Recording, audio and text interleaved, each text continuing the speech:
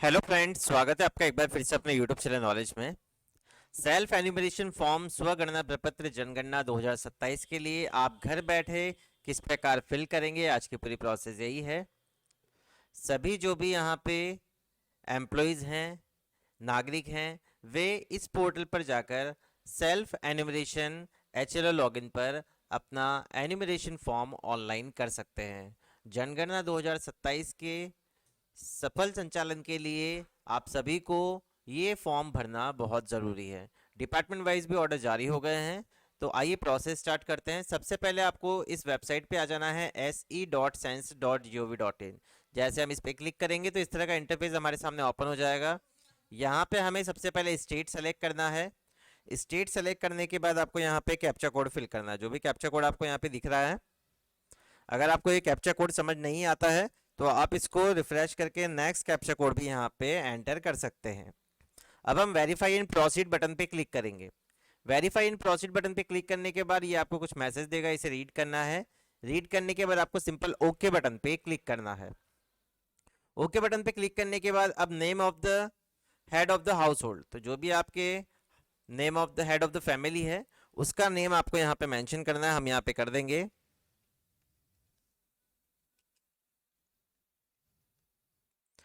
Name डालने के बाद अब आपको यहाँ पे उनका मोबाइल नंबर डालना है। जो भी मोबाइल नंबर है वो मेंशन करेंगे। ईमेल ऑप्शनल है, ईमेल आप डालना चाहें तो आपकी इच्छा है, अदरवाइज नहीं डालें तो कोई दिक्कत नहीं है। वेरीफाई एंड प्रोसीड बटन पे क्लिक करेंगे। वेरीफाई एंड प्रोसीड बटन पे क्लिक करने के बाद OTP send to your mobile number, इसको ओके कर देंगे। तो आपका जो भी रजिस्टर्ड मोबाइल नंबर है उस पर आपको एक OTP प्राप्त होगा, तो वो OTP आपको यहाँ पे मेंशन करना है। इसके बाद वेरीफाई OTP पे क्लिक करेंगे। वेरीफाई OTP पे क्लिक करने से पहले यहाँ पे एक एरर आती है, प्लीज सेलेक्ट लैंग्वेज, इसको ओके करेंगे। अब आपको ऊपर लैंग्वेज सेलेक्ट करने का एक ऑप्शन दिया गया है। अब जिस भी लैंग्वेज में आप ये फॉर्म फिल करना चाहते हैं वही लैंग्वेज आपको यहाँ पे सेलेक्ट करनी है। जैसे इंग्लिश है, हिंदी है, गुजराती है, कन्नड़ा है, सारी लैंग्वेज आपको यहाँ पे मिल जाएगी। हम यहाँ पे हिंदी सेलेक्ट करेंगे। इसके बाद वेरीफाई OTP पे क्लिक करेंगे।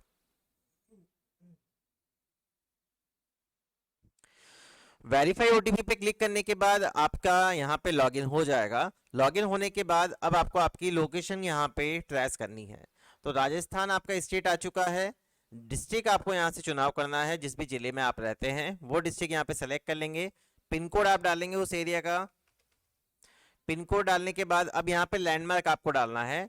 लैंडमार्क में आप जिस भी जगह के आसपास रहते हैं वो आप यहाँ पे डाल सकते हैं। जैसे एक बार आपका एड्रेस डाल के देख लीजिए, अगर आपने गूगल मैप पे यहाँ पे मेंशन किया हुआ है तो मे भी पॉसिबल है कि वो आ जाए आपके सामने। लेकिन अगर नहीं आता है तो फिर आपको यहाँ पे कुछ ऐसा लैंडमार्क डालना होगा जिससे पता चल जाए कि आप उसी एरिया में रहते हैं।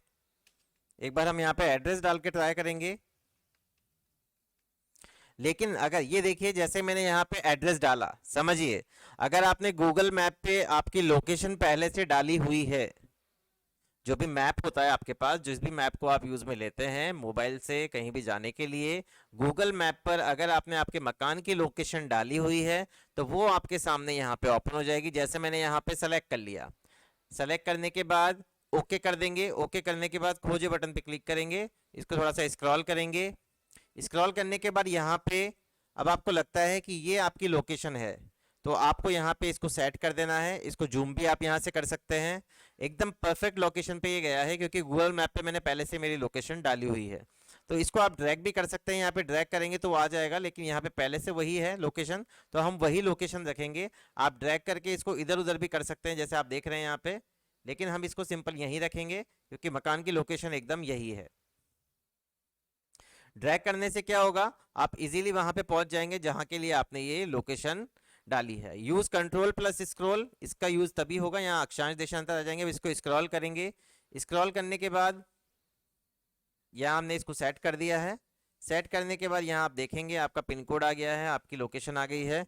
तो इसको यहाँ पे आपको ऐड कर देना है और पुनः स्थापित करने के लिए कहता है तो पुनः स्थापित करेंगे। और अगर आप यहाँ पे पुनः स्थापित करना चाहते हैं, मान लीजिए आपने लोकेशन गलत ऐड कर दी थी, तो आप यहाँ पे लोकेशन को वापस से सेट कर सकते हैं, उसी जगह पे वो लोकेशन आ जाएगी। अब यहाँ पे आप देखेंगे पुनः स्थापित करने के बाद अगर आपको वापस से जिले का चयन करना पड़ सकता है, तो यहाँ पे आपको जिले का चयन करना है, पिन कोड डालना है वापस से। और आपने जो एड्रेस यहाँ पे डाला था आपके मकान का, वो वापस से आप यहाँ पे मेंशन कर सकते हैं। मैं पूरे घर का एड्रेस डालूंगा क्योंकि यहाँ पे मकान की लोकेशन पहले से हमने डाली हुई है गूगल मैप पे। तो ये फॉर्म भरने से पहले अगर आपने आपकी मकान की लोकेशन अभी तक यहाँ पे मेंशन नहीं करी है गूगल मैप पे, तो आप कर लीजिए और इसको ओके कर दीजिए। ओके करने के बाद आपको इसको ड्रैग करना है, स्थान की पुष्टि करनी है। यहाँ पे आपको स्थान की पुष्टि का ऑप्शन मिलेगा। स्थान की पुष्टि का ऑप्शन मिलेगा तब आप नीचे जाएंगे और सहेजे और आगे बढ़े पे क्लिक करेंगे। इसके बाद आपको यहाँ पे हाँ बटन पे क्लिक करना है।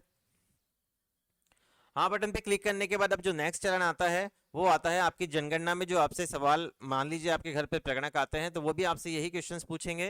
तो आपको यहाँ पे आप घर बैठे ही फॉर्म भर रहे हैं, जब आपका ये फॉर्म कंप्लीट हो जाएगा तो एक आईडी जनरेट होगी यहाँ पे। तो उसके लिए अब जनगणना मकान के फर्श में प्रयुक्त मुख्य सामग्री कौन सी है आपके, तो वो आपको यहाँ पे मेंशन करना है। जैसे मिट्टी है, लकड़ी है, पक्की ईंट है, पत्थर है, सीमेंट है, मोजेक फर्श की टाइल है या अन्य कोई है। अब मान लीजिए कोई फर्श की टाइल वगैरह आपने लगवा रखी है जनगणना मकान के फर्श में, तो आप वो लगा सकते हैं। सीमेंट यूज़ कर रखा है तो सीमेंट है, तो उसके अकॉर्डिंग आपको यहाँ पे सेलेक्ट कर लेना है। जनगणना मकान की दीवार में प्रयुक्त सामग्री कौन सी है, घास फूस बांस है, प्लास्टिक पॉलीथीन, मिट्टी कच्ची ईंट, लकड़ी, पत्थर मसाला कार्य के साथ नहीं, जीआई धातु, पक्की ईंट है। दीवार में जो प्रयुक्त सामग्री है वही आपको यहाँ पे मेंशन करना है। अब मान लीजिए आपको लगता है कि यहाँ पे आपने अन्य कोई है, कोई यहाँ पे आपने कोई अन्य धातु का प्रयोग किया है, यहाँ पे अन्य चीज का प्रयोग किया है, तो आप वो यहाँ पे सेलेक्ट कर लेंगे। लेकिन अगर आपने कंक्रीट का किया है तो कंक्रीट, पक्की ईंट का किया है तो पक्की ईंट, वो आपके अकॉर्डिंग आपको यहाँ पे सेलेक्ट कर लेना है। इसके बाद इसको स्क्रॉल करेंगे, जनगणना मकान की छत में प्रयुक्त प्रमुख सामग्री, वो आपको यहाँ पे छत में कौन सी यहाँ पे सामग्री यूज में आई है वो आपको यहाँ पे सेलेक्ट करना है। इसके बाद एक और ऑप्शन मिलेगा, जनगणना मकान की स्थिति अच्छी है, रहने योग्य है, जीर्ण शीर्ण है, उसके अकॉर्डिंग आपको सेलेक्ट करना और सहेजे और आगे बढ़े पे क्लिक करना है। इसको यस कर देंगे वापस से। यस करने के बाद इस पे एक और नेक्स्ट पेज ओपन होगा। इस परिवार में सामान्यतः रहने वाले व्यक्ति कुल कितने हैं, तो वो उनकी संख्या आपको यहाँ पे डालनी है। चुनी हुई भाषा कौन सी है वो आपको यहाँ पे मेंशन करनी होगी। जो भी चुनी हुई भाषा है वो आप यहाँ पे डाल सकते हैं, जैसे हम यहाँ पे टाइप कर देंगे अभी।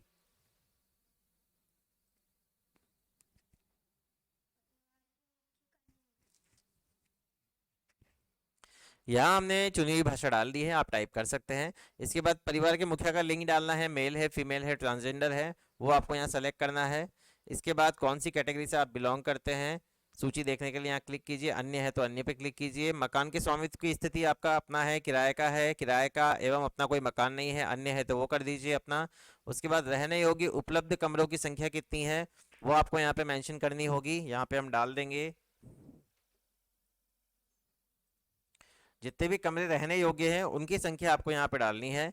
इस परिवार में रहने वाले विवाहित दंपतियों की संख्या कितनी है वो आपको यहाँ पे मेंशन करना है। अब इसके बाद सहेजे और आगे बढ़े पे आपको क्लिक करना है। क्या आप सुनिश्चित है कि आप आगे जारी रखना चाहते हैं, तो आपको यस करना है। एक और पेज आपके सामने ओपन होगा। पेयजल का मुख्य स्रोत क्या है, नल का पानी है।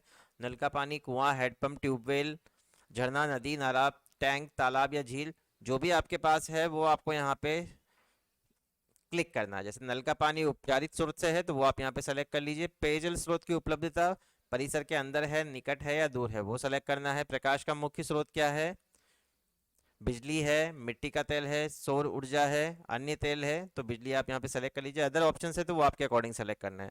शौचालय की सुलभता है तो वो आपको यहाँ सेलेक्ट करना है। नहीं है, खुले में जाते हैं तो खुला वाला ऑप्शन आपको सेलेक्ट करना होगा। अन्य परिवारों के साथ साझे में है तो वो आपको सेलेक्ट करना है।